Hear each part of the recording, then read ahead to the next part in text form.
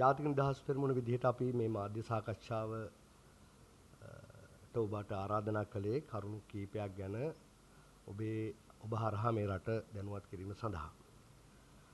විශේෂයෙන්ම අපේ අවධාරණය යොමු කරනවා ඔබ දන්නවා පසුගිය දිනවල අග්‍රාමාත්‍යවරයා සංහිඳියාව සඳහා වූ කාර්ය සාධන බලකාය පිහිටවනු ලැබුවා. මේ සංහිඳියාව සඳහා වූ කාර්ය සාධන බලකාය පිහිටවනු ලැබුවේ එක්සත් ජාතීන්ගේ වාර්තාවේ සංහිඳියාව සඳහා කාර්ය සාධන බලකායක් පිහිටුවිය යුතුයි කියන යෝජනාව තියෙනවා. ඊට පෙර ඉකුත් පෙබරවාරි මාසයේදී මංගල සමරවීර විදේශ අමාත්‍යවරයා විසින් මානව හිමිකම් කොමසාරිස්වරයාට යවන ලද ලිපියෙහි සඳහන් කළා අපි සංහිඳියාව සඳහා කාර්ය සාධන බලකායක් පිහිටවනවා. මේ කාර්ය සාධන බලකායට උපදෙස් ලබා දෙන්නේ එක්සත් ජාතීන්ගේ සංවිධානයේ විශේෂ නියෝජිතයෙක්. ඒ වගේම මේ සංහිඳියාව සඳහා වෙච්ච කාර්ය සාධන බලකායට රීකන්සිලියේෂන් ටාස්ක් ෆෝස් එකට මූලික වශයෙන් කාර්යයන් 4ක් පැවරෙනවා. මූලික කාර්යයන් 4ක් පැවරෙනවා. ඉන් පළමුවෙන්න තමයි සත්‍ය සෙවීම. දෙවැන්න තමයි යුක්තිය ඉටු කිරීම. තුන්වෙන්න තමයි වින්දිතයන්ට සහන සැලසීම. හතරවෙනි කාර්යය තමයි නැවත සිදුවීම වැළැක්වීම.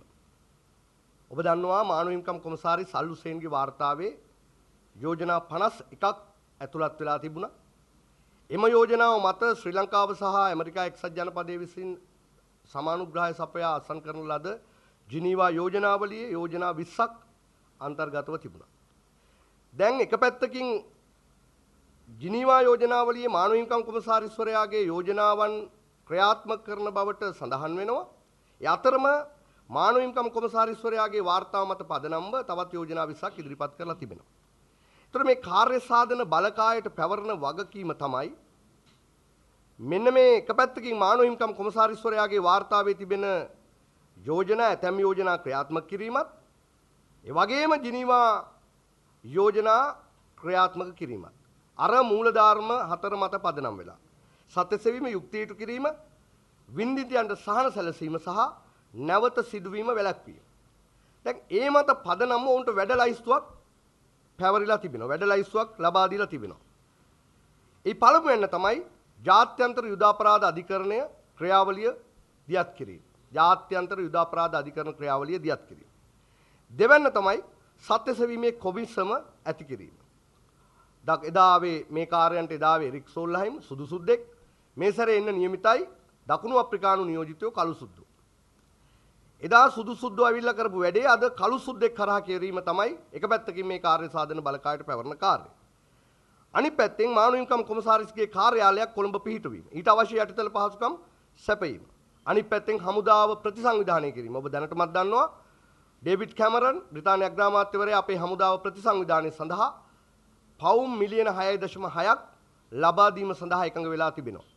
එදා අපි බඩට නොකා බෙදුම්වාදී කොට්‍රස්තවාදයත් එක්ක යුද වදින සමයේ ඒ පිළිබඳ ඒක වළක්වන්න මාන බලපු කැමරන්ලා අද ඒ විශ්මිත ජයග්‍රහණය ලැබූ හමුදාව ප්‍රතිසංවිධානය කිරීම නාමෙන් පවුම් තෑගි කරන්න ලෑස්තිලා තිනවා. මොකටද මේ වෙන මොකක්වත් නෙවෙයි. අර එදා ජෝර්ජ් කුෂ්නයි ඩේවිඩ් මිලිබෑනු දෙන්නම එවලා බැලුවා කොටියව ආරක්ෂා කරගන්න. ඒක බැරි වුණා. ඒක බැරි වුණාට පස්සේ දැන් බලනවා මේ හමුදාවෙන් වාඩු ගන්න සල්ලි දීලා හමුදාව ප්‍රතිසංවිධානයේ නාමයෙන් අපේ හමුදාව ගුණාත්මකව සහ ප්‍රමාණාත්මකව හීන් කරන්න. ගුණාත්මකව සහ ප්‍රමාණාත්මකව අඩු කරලා මේ බල විරහිත හමුදාවක් බවට පත් කිරීම තමයි මේ වෑය. මේක පැවරනවා මේ සංහිඳියාව සඳහා වෙච්ච විශේෂ කාර්ය සාධන බලකායට. ඒ වගේම අනිත් පැත්තෙන් තමයි මේගොල්ලන්ට පැවරන පනත් සංශෝධනය. ඒ කියන්නේ ත්‍රස්තවාදී වැළැක්වීමේ පනත සංශෝධනය කිරීම කාර්යයකට මේගොල්ලෝ අත ගහන මේගොල්ලන්ට පැවරලා තිබෙනවා. ඒ වගේම මහජන ආරක්ෂණ පනත ඇතුළු පනත් ගණනාවක් සංශෝධනය කිරීම සඳහා අවශ්‍ය යටිතල පහසුකම් සැපයීමේ කාර්යය මේගොල්ලන්ට පැවරෙනවා. අනිත් පැත්තෙන් අන්තර්කාලීන යුක්තිය පසඳලීම. මේ කියන්නේ හමුදාවේ යුද අපරාධ චෝදනා නැගුණු හමුදා නිලධාරියෙක් සොල්දාදුවෙක් වේ නම් ඒ අය අධිකරණයට ඉදිරිපත් කිරීමට මෙපිට මත්තෙන් ඒගොල්ලන්ට පරිපාලනමය තීන්දුව ගන්න පුළුවන්. ඒගොල්ලන්ට උසස් වීම දෙන්න බෑ. දීම වළක්වන්න පුළුවන්. ඒගොල්ලන්ට විදේශ දේශීය පුහුණු ලබා දීම වළක්වන්න පුළුවන්. ඒගොල්ලන්ගේ තනතුරෙන් දැනට හොබවන තනතුරෙන් පහළ හෙලන්න පුළුවන්. ඒගොල්ලන්ව ස්ථාන මාරු කරන්න පුළුවන්. ඒගොල්ලන්ව අවශ්‍ය නම් සේවයෙන් පහ කරන්නත් පුළුවන්.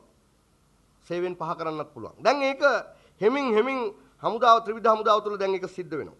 ඊළඟ එක තමයි ප්‍රධාන වශයෙන් අනිත් කරුණ තමයි බලය බෙදීම. දැන් බලය බෙදීමේ ක්‍රියාවලිය විශේෂයෙන්ම දැන් ඔබ දන්නවා සම්බන්ධලා දෙමළ ඊළාම් රාජ්‍ය ඉල්ලනවා, සුමන්ත්‍රණලා ඉල්ලනවා. දැන් දෙමළ නැවත වතාවක් බෙදුම්වාදී බලවේග දෙමළ ඊළම වෙනම රාජ්‍ය ඉල්ලීමට පටන් අරන් තියෙනවා. ඔයගොල්ලෝ දන්නවා ඒක සඳහා වෙච්ච තව මේ පණින රිලවුන්ට ඉනිමම් බැඳීමකුත් ඊයේ පෙරේද කළා. ඒ මොකද්ද? ඔබ දන්නවා මේ ආපාන සිරිසේන වික්‍රමසිංහ ආණ්ඩුව ආපු මුල් වකවානුවේ දෙමළ බෙදුම්වාදී ව්‍යාපාරයට දෙමළ ඩයස්පෝරාවට ඉතාම හිසරදයක් වෙලා තිබුණ උතුරේ ආණ්ඩුකාර මේජර් ජෙනරාල් ජී.ඒ. චන්සිරි මහත්තයා. බෙදුම්වාදී ව්‍යාපාරයේ ද්‍රවිඩ ජාතික සංධානයේ දෙමළ ඩයස්පෝරාවේ විශේෂ ප්‍රමුඛම ඉල්ලීමක් වුණා ජී.ඒ. චන්සිරි උතුරු ආණ්ඩුකාරයා හැටියට ඉඳීමෙන් ඒක වළක්ව ගන්න ඔහු අයින් කරගන්න. ඒ සඳහා දිනසිය උත්තර දුන්නා සිරිසේන වික්‍රමසිංහ ආණ්ඩුව ආපු පළමු හැටි කලේ උතුරේ ආණ්ඩුකාර ජී.ඒ. චන්සිරි මහත්තයා වයින් කළා. පලියක්කාර මහත්තයා වෙතෙන්ට දැම්මා. ඒගොල්ලෝ බලාපොරොත්තු වුණා පලියක්කාර මහත්තයාගෙන් මේ දෙමළේ ඊළාම් බෙදුම්වාදී උවමනාව පිනව ගන්න පුළුවන් වෙයි. දෙමළ ඊළාම් බෙදුම්වාදී උවමනාව පිනව ගන්න පුළුවන් වෙයි. උතුරට පොලිස් බලය, ඉඩම් බලය, මුල්‍ය බලය, මහ ඇමති බලය ලබා ගැනීමට පුළුවන් වෙයි කියලා ඒගොල්ලෝ කල්පනා කළා. නමුත් පලියක්කාර මහත්තයා මේ පාප කර්මයට අත ගැහුවේ නැහැ. ඔහු දැනගත්තා මේක තමන්ගෙන් කෙලවර වෙන පාපයක් නෙමෙයි. තමන්ගේ පරම්පරා ගානකට උහුලන්න වෙන වන්දි ගෙවන්න වෙන පාප කර්මයක්. තමන්ගේ දරු මුණුබුරෝ මීමුණුබුරෝටත් වන්දි ගෙවන්න වෙන පාප කර්මයක් හින්දා ඔහු ඒකට කරගැහුවේ නැහැ. ඒ නිසා අපිට ආරංචි ඔහු ඉල්ලා අස්වීමක් ඔහුව කරුණාකරලා දුරෙන් ඉවත් කරන්න කියලා ඉල්ලා සිටියා කියලා. දැන් ඔහු ඉවත් කළා. තාවත් දැම්මේ. දැම්මා රෙජිනෝල් කුරේ හිටපු මහ ඇමතිතුමා. ඔහු කවුද? ඔහු චන්ද්‍රිකා බණ්ඩාරනායක කුමාරතුංග නෝනාගේ අන්තේවාසිකයෙක්. ඔහු ෆෙඩරල් ඔස්තාර් කෙනෙක්. ඔහුගේ දේශපාලන ජීවිතය අරගෙන බලන්න. ඔහු මේ බලය බෙදා හැරීම පිළිබඳ ෆෙඩරල් දීම. ඔහු කිව්වා එක කාලයක්. උතුරට ප්‍රභාකරන් වේලුපිල්ලේ ප්‍රභාකරන් කැමති විසඳුමක් දෙන්න ඕනේ. එහෙම තමයි මේක විසඳන්න පුළුවන් කියලා. ඒ જાතියට මේක ඊළම පුදන්න සැදී පැහැදී ඉන්න බෙදුම්වාදී ෆෙඩරල්වාදියෙක් තමයි අද උතුරේ ආණ්ඩුකාරය හැටියට මේ සිරිසේන වික්‍රමසිංහ ආණ්ඩුව දැම්මේ. ඔහු අපූර්ව පුද්ගලයෙක්. ඔහුට අසූචි උනත් කන්න පුළුවන්. කන්න පුළුවන්කම නෙමෙයි පුදුමේ. ඔහුට අසූචි කාලයේ කෑම පිළිබඳව සාධාරණීකරණය කරන්න මනරම් උත්තර ටිකකුත් දෙන්න පුළුවන්. ඔහු අසූචි කෑවොත් ඔහු කියයි. ඔහු කෑවා. හරි රසයි. විතරක් නෙමෙයි. අසූචි කෑම කොණ්ඩේ වැවෙනවා. අසූචි කෑම මූණ පාට වෙනවා, ඇඟ පාට වෙනවා. අසූචි කෑම ඇඟ ස්ලිම් වෙනවා. අසූචි කෑම ඕනම් පුරුෂ ශක්තිය වැඩි වෙනවා. මේ විදිහට ඔහු හරි ඒක සඳහා වෙච්ච සාධාරණීකරණ විග්‍රහයකුත් දෙයි. එහෙව් මුලක් නැති. එහෙව් මුලක් නැති මුල් කුණු වෙච්ච තමන්ගේ වැඩේ කරන්න ඕනම සන්තම ක්‍රියාවක් කරන. ඕනම දීන ක්‍රියාවක් කරන. පුද්ගලයෙකු උතුරේ ආණ්ඩුකාරය දැම්මට පස්සේ මේ කාර්ය සාධන බලකායට උවමනා වෙච්ච වැඩේ කරගන්න පුළුවන්. ඒ නිසා දිතා පැහැදිලි මේ කාර්ය සාධන බලකාය දැම යන්නේ ඒකට. බලන්න ඒකේ ඉන්නේ කවුද කියලා. ඒකේ ඉන්න පුද්ගලයන්ගෙන් තේරෙනවා මේකේ අරමුණ මොකක්ද කියලා. දැන් මේකේ ඉන්නවා කවුද ඉන්නේ? මේකේ ඉන්නවා ලංකාවේ නම් දරාපු NGO කාක්කෝ රොත්තා. කාක්කෝ 11 දෙනෙක්. කාක්කෝ කාකියෝ 11 දෙනෙක්. කවුද ඉන්නේ? මනෝරි මුත්තට්ටුගම. මම අමුතුවෙන් කියන්න ඕනේ මුත්තට්ටුගම නෝනගේ පෞගිය කාලේ භාවිතාව ගැන. ඊගාවට පාකියෝති සරණ මුත්තු. කවුද ඒ? තමුනාසල දන්නවා. ඊගාවට ගාමිණී වීයන්ගොඩ නම් දරාපු ෆෙඩරල් ඔස්තාර්වරේ. ඊළඟට චිත්‍රලේඛා මානවගුරු. කවුද ඒ? එයා තමුනාසල දන්නවා. KW ජනරංජන තමුනාසල දන්නවා. ධර්මසිරි බණ්ඩාරනායක තමුනාසල දන්නවා. විශාකා ධර්මදාස තමුනාසල යා ගැන දන්නවා හොඳට. ඊගාවට ශාන්තා අභිමානසිංහ ඩොලර් කාක්කියා. ඊගාවට තමුනාසල දන්නවා. පර්ෂානා හනීෆා එයාවත් තමුනාසල දන්නවා. ඊගාවට ගම්මිල් සමරසිංහ මිරාක් රහීම් මේ කවුද මේ දාලා තින්නේ? මේ රාජ්‍ය නොවන සංවිධාන ජාලය විසින් හසුරුවන ඇමරිකා එක්සත් ජනපද තානාපති කාර්යාලය, බ්‍රිතාන්‍ය තානාපති කාර්යාලය, ස්කැන්ඩිනේවියානු රටවල් වලින් කන බොන අඳින පළඳින සියලු ඕනෑකම් එපා කරගන්න ඉටු කරගන්න මේ රටවල් අනුව හැසිරෙන රාජ්‍ය නොවන සංවිධානවල නායිකාව රොත්තක් තමයි මේ කාර්ය සාධන සංහිඳියාව සඳහා කාර්ය සාධන බලකායට දාලා තියෙන්නේ. මේ වෙන මොකක්වත් නෙවෙයි. මේ රීකන්සිලියේෂන් ටාස්ක් ෆෝස් එක නෙවෙයි මේ රට බෙදීමේ කාර්ය සාධන බලකාය. මේ ෆෙඩරලිසම් ට්‍රාන්ස්පෝර්ට් එක මේ දාලා තියෙන්නේ. ඒ නිසා ඉතා පැහැදිලි මේ කාර්ය සාධන බලකා දැම්මේ වෙන මොහොකටවත් නෙමෙයි.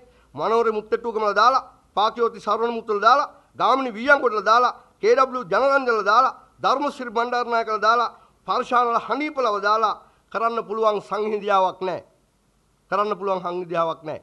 ඒ නිසා ඉතා පැහැදිලි වික්‍රමසිංහ සිරිසේන ආණ්ඩුව මේ යන්නේ වෙන කොහෙටවත් නෙමෙයි 2002 යන්න බැරි වෙච්ච තැන 2004 නතර වෙච්ච තැනට මේ රට අරගෙන යනවා. මේ රට කඩලා එකිනෙකට ප්‍රතිවිරුද්ධ දුර්වල රාජ්‍ය තුනකට මේක කඩලා මේ රටේ සිංහල දෙමළ මුස්ලිම් මැලේබර්ග ජාතික සමගිය සදා කාලිකව අතුරුදහන් කරලා මේ රට ආසියාවේ ලිබියාව, ඉරාකය, ටියුනීසියාව බවට පත් කිරීමේ ගමනට තමයි මේ කාර්ය සාධන බලකාය පත් කරලා තින්නේ. ඒක තමයි ඒගොල්ලන්ට පැවරන කාර්යය. ඊගාවට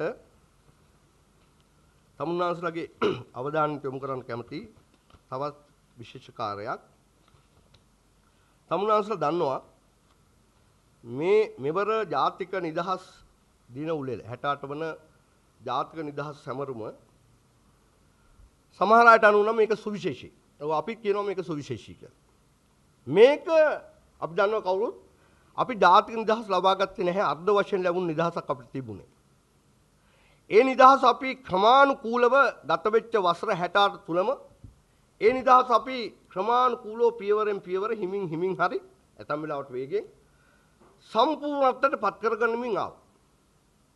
ඒකට තිබුණු තාම තීරණාත්මක පියවරක් තමයි 2009 මැයි මාසේ 18 වෙනිදා බටහිර බලවේගවල කුල්ලි සේනාංකයක් වුණු වෙදුම්වාදී ත්‍රස්තවාදී ව්‍යාපාරයේ පරාජයට පත් කිරීම. ඔබ දන්නවා ඒ සමයේ 2010 11 13 වගේ කාලවකවානුව 14 කවදාවත් වෙනම රටක් පිළිබඳ ඉල්ලීමක් පැන නැගුන්නේ නැහැ කේන්ද්‍රයක් හැටියට. කේන්ද්‍රයක් හැටියට පැන නැගුන්නේ නැහැ. ඒ බෙදුම්වාදී මතවාදී අතුරුද අහෝසි වෙමින් තිබ්බේ. එය දුර්මුඛ වෙලා තිබ්බේ. එය දුර්මුඛ වෙලා ක්‍රමානුකූලව අභාවයට යමින් තිබ්බේ. දැන් අද මොකෝ වෙලා තියෙන්නේ? අද නැවත වතාවක් බෙදුම්වාදී මතවාදයේ තිරියන් වෙලා පණ ගහලා සම්බන්ධට දැන් ධෛර්යය ඇවිල්ලා තියෙනවා වෙනම රාජ්‍යයක් ඉල්ලීම දක්වා. සුමන්තිරන්ට ධෛර්යය ඇවිල්ලා තියෙනවා වෙනම රාජ්‍යයක් ඉල්ලීම දක්වා කතා කරන්න පාර්ලිමේන්තුවේ. ඒ විතරක් නෙවෙයි මේ නිදහස් උළෙල අපි විශ්වාස කරන මේ වහල් භාවයේ සැමරීමේ උළෙලක් කියලා. මෙය ලැබූ අර්ධ නිදහස පවා ඔළුවෙන් හිටවපු උළෙලක්. දැන් බලන්න ජාතික ගීය දෙමළ භාෂාවෙන් ගායනා කළ ජාතික සංගීතයක් ඇති කරන්න පුළුවන්. එහෙම පුළුවන්. මහජාතිය පිනවල මහජාතිය අතෘප්තිමත් කළා. අතෘප්තිමත් කළා එකෙන් පුළුවන් ද ජාතික සමගියක් ගොඩනගන්න. එහෙම පුළුවන් නම් චීන මාවල් සේතුන්ලත් එහෙම කරනවා. ඔයගොල්ලෝ දන්නවා චීන භාෂා 100 ගණක් තියෙනවා කතා කරන සා ලිඛිත භාෂා. කෝටි 130කට වැඩි ජීවත් වෙන ජනගහනයක්. ලෝකේ තියෙන ජාතිකත්ව විවිධත්වයෙන් පිරුණු රටක්. ආගමික විවිධත්වයෙන් පිරුණු රටක්. සංස්කෘතික විප්ලවයක් සිද්ධ වෙච්ච රටක්. සමාජවාදී පාලන ක්‍රමයක් තියෙන රටක්. කොමියුනිස්ට් පක්ෂයේ පාලන බලය හොබවන රටක්.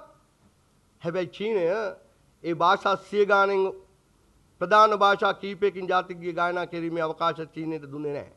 මාවල දැනගත්ත ඊටම මැනමින්.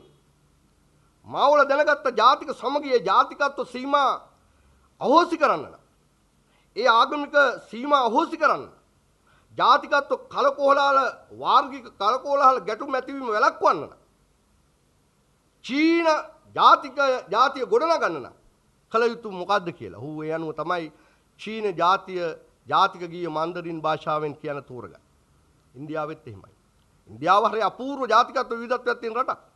ඉන්දියාව හරිය අපූර්ව ආගමික විවිධත්වයක් තියෙන රටක්. මල්වත්තක් වගේ රටක්.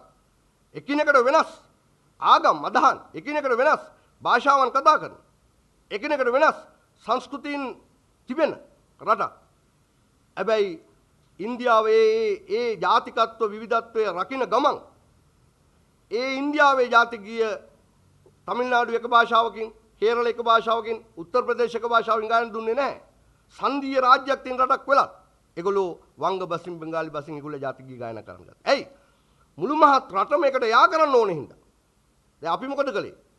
ඔළුවෙන් හිටවුවා ජාතික ගීය දෙමළෙන් ගායනා කළේ විතරක් නෙවෙයි. මේ ජාතික නිදහස් උළෙල තනි ක්‍රම වහල් භාවයට ආරාධනා කරපු ජාතික නිදහස් උළෙල මම මුලින් කිව්වා ඔළුවෙන් හිටවුවා. දැන් බලන්න දන්නෝ බුදුන්ගේ ගීතේ ඒ දන්නෝ බුදුන්ගේ ගීතය ඒ ගායන ශිල්පිනිය මම එතුමියගේ නම කියන්නේ නැහැ. ඒ ශිල්පිනිය එයාට පුළුවන් Tamanට අයිති ඒ ගීතය ඒ ගීතේ මුල් නිර්මාණකරුවන්ගේ අයිතිය ලැබෙනවා නම් එකඟතාවය ලැබෙනවා නම් Tamanට අනුව එය නව අර්ථකථනයක් ඒ සඳහා ලබා දෙන්න. ඒක ඇයට අයිති ඒක පිළිබඳ මට අදාළ නැහැ. හැබැයි මේ ජාතික නිදහස් උළෙල කියන්නේ අපේ සංස්කෘතිය, අපේ සම්ප්‍රදාය, අපේ හරපද්ධති, අපේ වටිනාකම් පිළිබිඹු වෙන්න ඕන. අපේ පෞරුෂය ජාතික නිදහස් උළෙල කියන්නේ ශ්‍රී ලාංකීය ජාතියේ පෞරුෂය විදහා දක්වන, පෞරුෂය පිළිබිඹු වෙන, අභිමානය විදහා දක්වන පිළිබිඹු වෙන උළෙලක් පළවෙනි උළෙල ලාංකීය ජාතියේ ප්‍රධානතම උළෙල අපි කාගෙත් ප්‍රධානතම උළෙල බවට පත් වෙන්න ඕනේ. දැන් මොකද්ද දක්කලේ? ඒ උළෙලේ න්‍යාය පත්‍රය සකස් වෙන්නේ ජාතියේ ඒකාග්‍රතාවේ, ලාංකීය ජාතියේ ඒකාග්‍රතාවේ, ලාංකික ජාතියේ අභිමානවත් පෞරුෂය. අපිට නිකන් ජාතියක් නෙමෙයි අපි. ඕනෑම ජාතියක් එක්ක තරඟ කරන්න පුළුවන්, කරට කර ඉන්න පුළුවන් මහා විශිෂ්ට සංස්කෘතික ජීවිතයක්. මානව හරපද්ධති තියෙන රටක්, අභිමානයක් තියෙන රටක්. ඒ අභිමානය තමයි මේකෙන් පෞරුෂ පිළිබිඹු වෙන්නේ. ඊට අනුව තමයි න්‍යාය පත්‍රය සකස් වෙන්න ඕනේ. ඊට අනුව තමයි ඒකේ තෝරගන්න අංගෝපාංග තෝරගන්න ඕනේ. දැන් මොකද කළේ? දැන් මේ දන්නෝ බුදුන්ගේ ගීතය තමුන්නාස දන්නවා. මේ දැන් සාකච්ඡා වෙලා තියෙන දන්නෝ බුදුන්ගේ ගීතය නව ඔපෙරා ශෛලියකට ගායනා කළා. මම කිව්වේ ගායිකාවට ඒ අයිතිය තියෙනවා. හැබැයි මේ දන්නෝ බුදුන්ගේ ගීතය අපිට ඇහිච්ච, අපිට හුරු පුරුදු ජෝන්ද සිල්වා ශූරීන්ගේ නෘත්‍ය ගීතයක්, හියුබර්ට් රාජපක්ෂ මහතා ගායපු ගීතයක්, අවුරුදු 100 ගාණක් වන ගීතයක්. මේක සංස්කෘතික උරුමයක්. මේක සංස්කෘතික උරුමයක්. සීගිරි ලලනාවන්ට තනපට අඳවන්න අපිට බෑ, ඕනකම තිබ්බා. තනපට අඳලා සීගිරි ලලනාවන්ට චිත්‍රයක් ඇඳලා ඒක ජාතික උළෙලක තියන්න තිබ්බොත් ඒක හරිද? චිත්‍ර ශිල්පියෙකුට පුළුවන් ඕන නම් තමන්ගේ ප්‍රදර්ශනයේ අර්ථකථනය දෙන්න. හැබැයි ඒක ජාතික උළෙලක එහෙම කරන්න බෑ. දන්නෝ බුදුන්ගේ ගීතේ එහෙම ඒ වගේ නව අර්ථකථනයක් දෙන්න පුළුවන් තමන්ට තමන්ගේ පුද්ගලික ප්‍රසංගයක. හැබැයි අයිතිකාරයෝ කැමති නම්, මුල් නිර්මාපකයෝ කැමති නම්. හැබැයි එහෙම නේද ජාතික උළෙලකදී එහෙම අර්ථකථනයක් දෙන්න බෑ. හැබැයි එහෙම දෙන්න උනේ එයා බලෙන් ඇවිල්ලා කළා නෙවෙයි. කවුද මේකේ සංවිධායක? ස්වදේශ කටයුතු අමාත්‍යාංශය ඇයි ඔපෙරා ශෛලියෙන්, බටහිර ශෛලියකින් දන්නෝ බුදුන්ගේ ගීතේ ගායනා කිරීම සඳහා න්‍යාය පත්‍රයේ අවස්ථාවක් සැලසුවේ. ඒ වෙන මොකටවත් නෙමෙයි. එතකොට තමයි මේ අපි සුද්දන්ට සමීපයි. මහත්වරණි නෝනාවරුනි, අපි ඔබේ පසුපසින් හෙමි. අපි ඔබේ පසුපසින් එමි. අපි ඔබ සමගයි. ඔබ කියන දේ ලෙසම ඉටු කරමි. වික්‍රමසිරිසේන ආණ්ඩුවට ඕනකම තිබුණේ සුද්දොන්ට කියන්න. වික්‍රමසිරිසේන මහත්තයාව බලයට ගෙනාවු බටහිර ඇමරිකා එක්සත් ජනපදයේ ප්‍රමුඛ බටහිර තමන්ගේ හාම්පුතුන්ට කියන්න. වික්‍රමසිංහ මහත්තයාව බලයට ගෙනාවු තමන්ගේ බටහිර හාම්පුතුන්ට කියන්න. අපි ඔබ කියන දේ ලෙසම ඉටු කරමි. ඔබ කියන දේ කරාටත් වඩා හොඳින්ම අපි ඉටු කරමි. බලන්න අපේ ජාතික නිදහස් උළෙල. ඒ ඔබට ගැළපෙන අයුරින් අපි වෙනස් කොට සකස් කොට ඇත. මහත්වරුනි. ඒක නෙවෙයි මේ කිව්වේ. ඒක කිව්වා. ඒක තමයි ඒගොල්ලන්ට ඕන උනේ. ඒක කිව්වා. ඊළඟට දැන් ඒක කිව්වා. ඊට පස්සේ දැන් ඒක කියන්න මාධ්‍යවේදීකුට අයිතියක් නැහැ. දැන් ඒකට විවේචනයක් කරන්න අයිතියක් නැහැ. දැන් ඔබ දන්නවා මම ඔබට පුළුවන්, මට පුළුවන්, ඔබට පුළුවන් ඒ ගීතය පිළිබඳ ඔබේ ਵਿਚාරය කරන්න.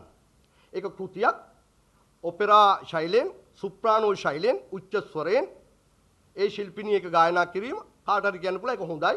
හරි අපූර්වත්වයක් තිබුණා. හියුබර්ට් රාජපක්ෂ ගායන ශිල්පියා ගායනා කරනවට වැඩිය, පණ්ඩිත අමරදේවන් ගායනා කරනවට වැඩිය, නන්දා පීරිස් නන්දා මාලි ශිල්පිනිය ගායනා කරනවට වැඩිය, නැත්නම් සමිතා රන්දති මුදුන්ගොඩුව ශිල්පිනිය ගායනා කරනවට වැඩිය, නෙළු අධිකාරී ශිල්පිනිය ගායනා කරනවට වැඩිය අපූර්වත්වයක් තිබුණා මේ සුප්‍රානෝ ශෛලියෙන් ඒක උච්ච ස්වරයෙන් ගායනා කරනකොට. ඒක කාට හරි එහෙම කියන්න පුළුවන්. ਵਿਚාරයක් කරන්න පුළුවන්. හැබැයි තව කාට හරි කියන්න පුළුවන් නෑ. ඒ බෞද්ධ සන්දර්භයක් ඇතුලේ බෞද්ධ තේමාවක් මුල් කොටගෙන වස්තු විශ්යක් මුල් කොටගෙන හැදිච්ච ගීතයක තනුව වෙන්න ඕනේ මෙන්න මේක. ඒක ඔපෙරා ශෛලියෙන් ගායනා කරන්න බෑ. ඒක ගායනා කරන්න ඊට වැඩි ශාන්ත විදියට. ඒකේ තනුව, ඒකේ සංගීතය හැදෙන්න, ඒකේ ස්වර, ඒක ගායනා කරන විදිය ඒකට ඕන කරන ඉදිරිපත් කරන ප්‍රසංගික කාර්ය ඒ ගීතයේ අන්තර්ගතයේ ඉල්ලා සිටින විදිහට සකස් වෙන්න ඕනේ කියලා කාට හරි කියන්න පුළුවන්. ඒ ਵਿਚාරයට අයිති වැඩ. හැබැයි ප්‍රශ්න තියෙනවා. එහෙම ਵਿਚාරය කරන්න මාධ්‍යවේදියෙකුට බැරිද? පුළුවන්. එතකොට මේ ਵਿਚාරය නිර්මාපකයාත් පිළිගන්න ඕන. ඒ ਵਿਚාරය කරකශක වුණත් දෙන්නම් බැටේ වුණත් ඒක පිළිගන්න ඕන. හැබැයි ප්‍රශ්නේ තියෙන්නේ මොකද උනේ? දැන් එහෙම කිව්වා තමුන්නාස්ලගේ සහෝදර මාධ්‍යවේදී සංක අමරජිත්. පහවදා උදේ පුවත්පත් කියවද්දී ඔහු මේ පිළිබඳ ඔහුගේ මේ පිළිබඳ ඔහුට අදාළ ਵਿਚාරය ඔහු කළා. ඔහු ඒක කළා. ඔහුට කරන්න අයිතියක් නැද්ද? දේශපාලඥයන්ට විතර අයිති තියෙන තව රටේ වෙන දේවල් කියන්න. ඊට පස්සේ දැන් ඔහුට ඇත් වෙලා ඉන්න ඉරණම් මොකද්ද? කරුණාකර අපි ඔබෙන් ඉල්ලනවා. කරුණාකර ඉල්ලනවා. අද මොකද්ද ඇත් වෙලා තියෙන ඉරණම්? අද තමුන්නාස්ල දන්නවා සංක අමරජිත් නැමැති මාධ්‍යවේදියා. අද ඔහුට අත්තුණු ඉරණම් මොකද්ද? ඔබ දන්නවා මේ අපි ගත කරන්නේ පෙබරවාරි මාසේ. මේ පෙබරවාරිය තමයි ඔබේ අපේ ආදරණීය මාධ්‍යවේදී සගෙක් මේ රටේ විශේෂයෙන්ම මානව හිමිකම් පිළිබඳ ජාතිකවත් ජාත්‍යන්තරව බරපතල හඬක් වූ මාධ්‍යවේදියෙක්. මේ රටේ මනුෂ්‍යත්වය පිළිබඳ කතා කරපු මාධ්‍යවේදියෙක්. මේ රටේ සිංහල දෙමළ මුස්ලිම් මැලේබර්ග සකල ජාතීන්ගේ ගෞරවාන්විත සමගිය පිළිබඳ කතා කරපු මාධ්‍යවේදී. ඒ විතරක් නෙවෙයි මේ රටේ ජාතික සහෝදරත්වය පිළිබඳ කතා කරපු මාධ්‍යවේදී. මේ රටේ උස් නිදහස පිළිබඳ කතා කරපු මාධ්‍යවේදී. මේ රටේ ප්‍රජාතන්ත්‍රවාදය පිළිබඳ කතා කරපු මාධ්‍යවේදී. ඔබේ සහෝදරයා රිචඩ් ඩි සොයිසා මාධ්‍යවේදියා. අපින් උදුරගත්තේ පෙබරවාරි මාසේ 19 90 පෙබරවාරි මාසේ 19 අද 15 තව දවස් 4යි රිචඩ්ගේ සැමරුමට. දැන් මේ අතවනන්නේ නැවත වතාවක් මේ අතවනන්නේ රිචඩ් ඩි සොයිසලාව ඉල්ලලා නෙවෙයිද? රනිල් වික්‍රමසිංහ අග්‍රාමාත්‍යවරයා පටන් ගත්තේ දිවයින පත්‍රයේ අනුර සොලමන්ට කුරුණෑගලදී සක්කිලියා කියලා. ජාතිවාදී අවුස්සන සක්කිලියා කියලා පටන් ගත්තේ. එයා තර්ජනය කළා දින 100දී. ජාතිවාදී අවුස්සනාව සොලමන් මහත්තයා නම කියලා කිව්වා. ජාතිවාදී අවුස්සනාවොත් මම දැනගන්න මම කරන දේ. අනුර සොලමන්ගේ නම කියලා පටන් ගත්තු වික්‍රමසිංහ පාර්ලිමේන්තුවේ තමුන්නාන්සලා දන්නවා. පාර්ලිමේන්තුව ඇතුලේ තමුන්නාන්සලාට ඕනම තමුන්නාන්සලා ලියන කියන එකට නඩු පවරන්න පුළුවන්. හැබැයි පාර්ලිමේන්තුව ඇතුලේ කියන කරන එකට නඩු පවරන්න බෑ. ඒ පාර්ලිමේන්තු වරප්‍රසාද පාවිච්චි කළා. තමුන්නාන්සලා දන්නවා දෙරණේ චතුර අල්විස් මාධ්‍යවේදියා තමුන්නාන්සලාගේ සහෘදයට. තමුන්නාන්සලාගේ සහෘදයට රීරියකා කිව්වා. ලංකාදීප පත්‍රයේ කීර්ති වර්ණකුල සූරිය තමුන්නාන්සලාගේ සහෘදයට මෙයා ගෙම්බ කිව්වා. ඊට පස්සේ එතනින් නොනවති සංකාමරජිත් මෙයා බල්ලා කිව්වා. දැන් වික්‍රමසිංහට මාධ්‍යවේදියෝ බල්ලෝ වෙනවා. දැන් වික්‍රමසිංහ අග්‍රාමාත්‍යවරයාට මාධ්‍යවේදියෝ රීරියකාල වෙනවා. දැන් වික්‍රමසිංහ අග්‍රාමාත්‍යවේදියාට මාධ්‍යවේදින් ගැම්බ වෙනවා. දැන් වික්‍රමසිංහට මාධ්‍යවේදියෝ සක්කිලියෝ වෙනවා. මෙතනින් නතර වෙයි කියලා වික්‍රමසිංහ හිතන්නේ තමුන්නාන්සලා. මෛත්‍රීපාල සිරිසේනගේ කටේ පිට්ටු මේවා ගැන කතා කරන්නේ නැහැ. හරනම් අගමැතිට කතා කරලා කියන්න ඕනේ. එහෙම කියන්න එපා. මාධ්‍ය නිදහස දෙනවා කියපු තරු පහේ මාධ්‍ය නිදහස මේකද? දැන් මතකයි තමුන්නාන්සලාට ගෝඨාභය රාජපක්ෂ චම්පිකා ලියනාරච්චිට ඩේලි මිරර් පත්තරේ චම්පිකා ලියනාරච්චිට තර්ජනය කළා කියලා කොහොමද නිදහස් මාධ්‍ය ව්‍යාපාරය තප්පුලපු හැටි? නිදහස් මාධ්‍ය ව්‍යාපාරයේ ලිප්ටන් වටරවුමේ හැම දවසකම හිටියේ නැද්ද? බ්‍රිතාන්‍ය මහ කොමසාරිස් කාර්යාලයේ ඩේලි මිරර් එකේ එඩිටෝරියල් එකට ගිහිල්ලා ඇහුවේ නැද්ද මොකද අපෙන් කරන්න ඕනේ කියලා? ජාත්‍යන්තර මාධ්‍යවේදී සංවිධාන කොච්චරනම් ගෝරනාඩු කළාද? පපු කැවුතු උඩු වෙලා කෑ ගැහුවේ නැද්ද? කොහෙද ජනතාව විමුක්ති පෙරමුණ? ජනතාව විමුක්ති අනුර කුමාර දිසානායකලා එදා රෙද්ද උස්ස ගත්තේ නැද්ද? මේකට විරුද්ධව. දැන් අදකෝ අද රාවේ කත්රුලකෝ සංකාමරජිත් බල්ලා කියලා කිව්ව වැඩදහනම් කළා. කෝ රාවේ කත්රු?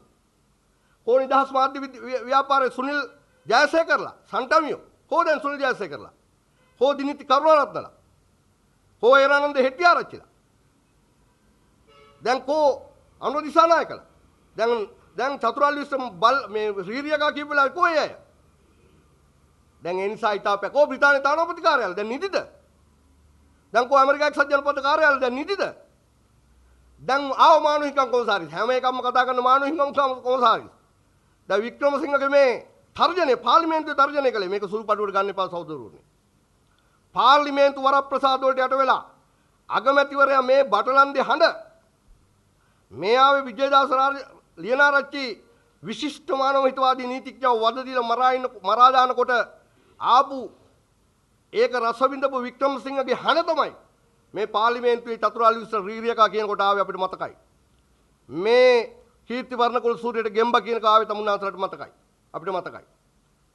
මේ බල්ලා කියන එක ආවේ සංකාපරජිත් අපිට මතකයි. ඒ නිසා මේ අතවනන්නේ වික්‍රමසිංහ එයාගේ සුපුරුදු භාවිතාවට ඩග්ලස් පීරිස්ව දැන් ගෙන්නගෙන තියෙන්නේ හිටපු පොලිස් අධිකාරී ඩග්ලස් පීරිස් බටලන්ද නිර්මාතෘ බටලන්දේ දහස් ගාණක් සිය ගාණක් දහස් ගාණක් අමුවේ වද දීලා මරා දාපු ඩග්ලස් පීරිස් ඉන්දියාවට පැනලා ගිහලා කොයිද ලෝකේ රටක හැංගිලා ඉඳලා වික්‍රමසිංහ නැවත සිංහාසනාරූඪ වුණාට පස්සේ දැන් ගෙනාගත්තේ මොකටද? වික්‍රමසිංහ ගෙනාගත්තේ ඩග්ලස් පීරිස්ව මෙන්න මේ වැඩේට. දැන් මේ අපි අහනවා තමුන්නාසලගෙන් අහනවා අර්ධ සාක්ෂියට තට්ටු කරලා අහන්න.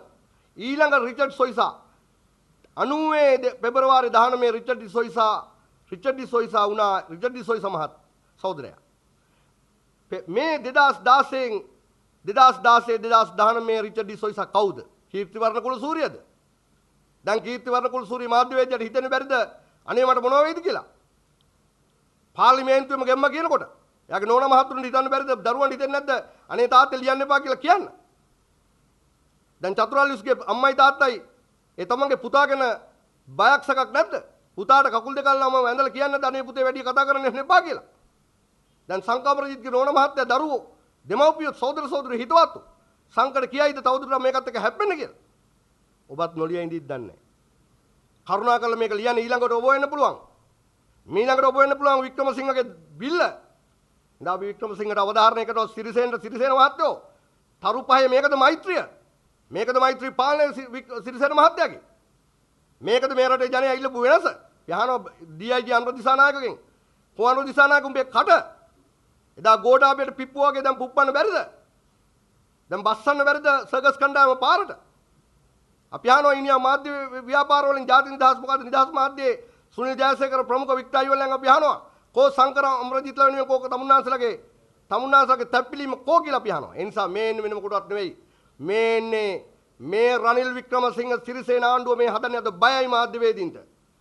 අද නිදහස් අදහස් සුදාස් වලට බයයි. ඇයි? මේ රට අමුවේ පරදේශකාරීන්ට උන්ගේ කොලනිය බවට තිප්පොළ බවට පත් කරන්න හදනකොට ඒකට විරුද්ධව කතා කරන අයට ඒකට විරුද්ධව තමන්ගේ අදහස් සුදාස් ප්‍රකාශ කරන මාධ්‍යවේදීන්ට බයයි. අද අග්‍රාමාත්‍යවරයා මාධ්‍ය බීතිකාවකින් පෙළෙනවා. අද රනිල් වික්‍රමසිංහට වැළඳිලා තියෙනවා මාධ්‍ය බීතිකාව නැමැති මාධ්‍යවේදී බීතිකාව නැති රෝගය. ඉතින් අපි ඔබෙන් ඉතාම ආදරෙන් ඉල්ලනවා. හෙට රිචඩ් ඩි සොයිසගේ තනගන්නේ රනිල් වික්‍රමසිංහට අනුව ඔබ වෙන්න පුළුවන්. කීර්ති වර්ණකුල සූරිය මාධ්‍යවේදියා වෙන්න පුළුවන්. සංක අමරජිත් මාධ්‍යවේදියා වෙන්න පුළුවන්. ඊළඟට චතුරාල්විස් මාධ්‍යවේදියා වෙන්නත් පුළුවන්. ඔබ වෙන්නත් පුළුවන්. කරුණාකර මේකට ඉඩ දෙන්න එපා. මේකට විරුද්ධව නොලිය වෙන පෑනෙන් වැඩක් නැහැ. මේකට විරුද්ධව නොලිය වෙන කතු ඇකි වලින් වැඩක් නැහැ. මේකට විරුද්ධව නොලිය වෙන විශේෂාංග ලිපි වලින් වැඩක් නැහැ. මේකට විරුද්ධව නොකිය වෙන කටවල් වලින් වැඩක් නැහැ. දැන් කරුණාකරලා මේ මාධ්‍ය දඩයමට විරුද්ධව පාර්ලිමේන්තු වරප්‍රසාද වලට පාවිච්චි කළා. ඒ විතරක් නෙවෙයි වික්‍රමසිංහ කියනවා විකාශන බලපත්‍රයෙන් මේ හෙට්ටු කරන්නේ. දැනට කියනවා අපි තමයි විකාශන බලපත්‍ර දෙන්නේ. ඒ බල්ලා වයින් කළේ නැත්නම් බලා ගන්න පුළුවන් විකාශන බලපත්‍රය තියෙනවද නැද්ද කියලා. දැන් වික්‍රමසිංහ විකාශන බලපත්‍රය පෙන්න වික්‍රමසිංහ අග්‍රාමාත්‍ය වික්‍රමසිංහ විකාශන බලපත්‍රය පෙන්න අද මාධ්‍ය වලට තර්ජනය කරනවා මාධ්‍යවේදී අපිට කැමති මාධ්‍යවේදීන්ව තියපල් අනිත් අය අයින් කරාලා කියලා. වික්‍රමසිංහට ඕනේ යාගේ හැම නාලිකාවකම එයාට අනුව නටන්න නැති නාලිකාව වලට ඒරානන්ද හෙට්ටිආරච්චි CEO කළා දාන්න. ඒරානන්ද සුයිප්කාරයව දාන්න. නැත්තම් සුනිල් ජයසේකර කියන සන්ටමියව දාන්න. නැත්තම් දිනිත් කරුණාරත්නව දාන්න. මේගොල්ලෝම දාන්න තමයි ඕන කරලා තියෙන්නේ. මේගොල්ලන්ට අනුව තමයි උදේට ටෙම්පල් ආර්ලියගහ මන්දිරයට ගිහිල්ලා දිනිත්ලා උදේට ඉන්නේ කොහෙද? අපි දන්නවා උන්නේ හැකේ නෝන මහත්තයා විදේශ රැකියා නියුක්ති කාර්යාංශයේ ඉඳලා අහිංසකයෝ රට යවනවා කියලා සල්ලි හොරකම් කළා. එතකොට දිනිත් හිටියේ කොහෙද? හොරකම් කළා. ඒ සල්ලි අපි ගෙනියනවා උන්නේ හැට විරුද්ධව. සල්ලි හොරකම් කළා යන්තම් හිටපු ඇමතිවරයාට කියලා වැඳලා එකෙන් බේරගත්තා. බේරගත්තු කරුණාරත්නගේ අඹුව එහෙම බේරගෙන දැන් රනිල් වික්‍රමසිංහට කියා මේ නිදහසේ තමන්ගේ අදහස් උදාස් ප්‍රකාශ කරන නිදහසේ අදහස් උදාස් ප්‍රකාශ කරන මාධ්‍යවේදීන්ට තුවක්කුව තියෙන ඔළුවට දරු පැටව බය කරනවා බිරින්දෑවරු බය කරනවා එයාගේ සමීපතමේ බය කරනවා ඒ නිසා කරුණා කළා අපි ඔබෙන් ඉල්ලනවා මේ මා ඔබට එන්න පුළුවන් ඊළඟට අර ඇඹිලිපිටියේ මාධ්‍යවේදියට බැන්න ප්‍රාදේශීය වාර්තාකාරයෙක්ව පෙන්වන්න බෑ මේ යෝධයාට දැන් ප්‍රාදේශීය වාර්තාකාරයෙක්ව පෙන්වන්න බෑ මේ යෝධයාට මේ තමයි වික්‍රමසිංහගේ පුරුද්ද මේ තමයි වික්‍රමසිංහගේ ಜಾති ලක්ෂණය මේ තමයි වික්‍රමසිංහගේ හැටි ගැලවි දවස ගානේ ගැලවෙනකොට පතුරු වෙනසක් හොයාගෙන මෛත්‍රී පාලනයක් හොයාගෙන ආපු ජනතාව ගැලවෙනකොට පතුරු පදාස ගැලවිලා යනකොට වික්‍රමසිංහව රත් වෙනවා ලේ කුපිත වෙනවා අනේ ලගාගත්තු බලය අවුරුදු ගානක් පෙරදිලා ඉඳ ගත්ත විතරයි පුටුවෙන් ඒක අහිමි වෙන්න යනවා පුටුව හෙල්ලෙනවා දැන් අගමැති පුටුව හෙල්ලෙනකොට වික්‍රමසිංහ සලිත වෙනවා සිරිසේන සලිත වෙනකොට මාධ්‍යවේදීන්ට තර්ජනය කරනකොට සිරිසේන ජනාධිපතිවරයා සද්ද නැතුව දෙමුකේම වහගෙන ඉන්නවා ඒ නිසා අපි කියන ඔබට කරුණා කළා මේ දරුවන්ගේ නාමයෙන් ප්‍රජාතන්ත්‍රවාදී නාමයෙන් මාධ්‍ය නිදහසේ නාමයෙන් මේවා පිළිබඳ ඔබේ හඬ අවදි කරන්න ලියන්න මේ පිළිබඳ කතා කරන්න කියලා තිල්ලනවා. ඒ වගේම තව කරුණක් තියෙනවා කෙටි කරුණක්.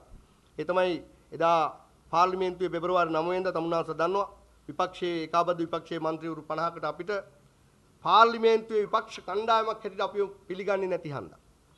තාමත් ඒ සාධාරණය අපි නියෝජනය කරන ලක්ෂ 50කට ආසන්න ජනගහනයක ඡන්දදායකයෝ ලක්ෂ 50ක් අපි නියෝජනය කරන මේ മന്ത്രിවරු 51 දෙනා අපිට කිව්වේ නෑ අපිට දුන්නේ නෑ කළුතර දිස්ත්‍රික්කේ ජනතාව ඡන්දේ අපිට දුන්නා නම් අපි තුන්වෙනි තැනට ගේන්නේ නෑ ලක්ෂ ගණනක් අපිට ඡන්ද දෙන්නේ නෑ අපි ජාතික ආණ්ඩුව අටමගල් වලට යනවා කිව්වනම් අපිට දෙන්නේ නෑ එහෙම කිව්වා මහින්ද සමරසිංහ පරද්දලා දැම්මා අපිව දිනෙව්වේ අපි මේ වික්‍රමසිංහත් එක්ක හාද වෙන්නේ දීක කන්නේ නෑ කියන පොරොන්දුව හින්දා දැන් එහෙම දීපු අපිට අද පාර්ලිමේන්තුවේ කතාවක් කරගන්න ඉඩක් නැහැ. අද පාර්ලිමේන්තුවේ විශේෂ ප්‍රකාශයක් කරගන්න ඉඩක් නැහැ. අද අපිව පිළිගන්නේ. ඒ නිසා ඒක පිළිගන්න කතානායකවරයාට කියලා ඉල්ලලා ඒක ප්‍රජාතන්ත්‍රවාදීව ඊටාම සමකාමී ලෙස පාර්ලිමේන්තු සම්ප්‍රදායන්ට අනුකූලව ස්ථාවර නියෝග වලට අනුකූලව ඒක හම්බ වෙන්න තියෙනවා. අපි 29 වෙනිදා පෙබරවාරි 9 වෙනිදා සාමකාමීව අපේ ඉල්ලීම ඉදිරිපත් කළා. ඒ වෙලේ පනතක් සම්මතුණා පළාත් පාලන මැතිවරණ පනත සංශෝධන පනත. ඒක කිව්වේ කාන්තාවන්ට 25ක් දෙනවා කියලා. මේ අගමැතිවරයා කියනවා ඇවිල්ලා අපි ඒකට විරුද්ධවලු මේ පාර්ලිමේන්තුව කඩාකප්පල් කරන්න උත්සාහ කළේ නැහැ. අපි කියනවා අපි ඒකට 100%ක් පක්ෂයි. 125ක් කාන්තාවන්ට වැඩි කරනවා නෙවෙයි ඊටත් වැඩි කරනවා පක්ෂයි. හැබැයි මේ දැන් පපුව උණු වෙලා තියෙන රනිල් වික්‍රමසිංහගේ කැවුත්ත උණු වෙන්නේ කොහමද මෙයා කාන්තාවන් සලකපු විදිය ඔබට මතකයි මේ රටේ එක ප්‍රසිද්ධ ජාත්‍යන්තර ගණයේ සංචාරක හෝටලයක මේ රටේ සුප්‍රසිද්ධ විනිසුරුවරයෙකුගේ දුවක් උත්සවයකට සහභාගී වෙමින් සිටියේදී ආලිංගන නැටුමින් සිටියේදී අවුරුදු 14ක විතර දරු පැටියක උස්සගෙන ගිහිල්ලා දූෂණය කරලා වීසිකල දැම්මා. කවුද? රනිල් වික්‍රමසිංහගේ නොම්මරගේ මිත්‍රයා ගෝණවල සුනිල්. මොකද කළේ දඬුවම් කළා අද කාන්තායි තින් සුරකින්න දඟලන මහත්තයා. දීපු දඬුවම මොකද්ද? දීපු දඬුවම තමයි සාම විනිසුරුකම. උන්නහැට. ඒ විතරක් නෙවෙයි නඩුවෙන් නිදහස් කළා දැම්මා.